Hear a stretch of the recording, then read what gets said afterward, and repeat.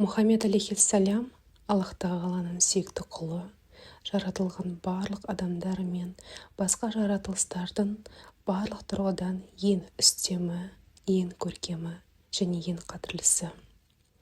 Аллах тағала мадақтаған бүкіл адамзат баласы мен жындарға пайғамбар ретінде таңдап жіберілген соңғы және ең үстем пайғамбары болып табылады. Ол әлемдерге рахымдылық ретінде жіберілген. Барлық нәрсе оның құрметіне жаратылған.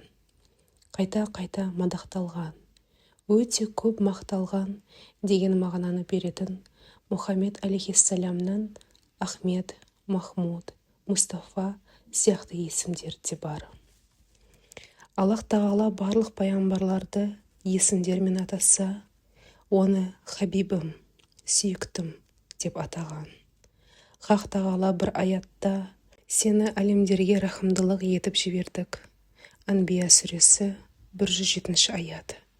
Және бір хадис құдсиде: сен болмағанда еш нәрсені жаратпас едім деген. Әрбір пайғамбар өз заманында, өз мекенінде, өз қауымының барлық тұрғыдан жоғары тұрады.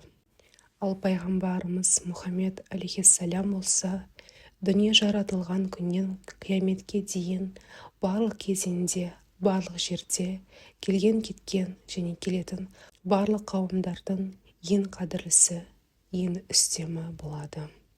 Ешкім ешқандай тұрғыдан одан жоғары бола алмайды. Хақ тағала оны солай жаратқан.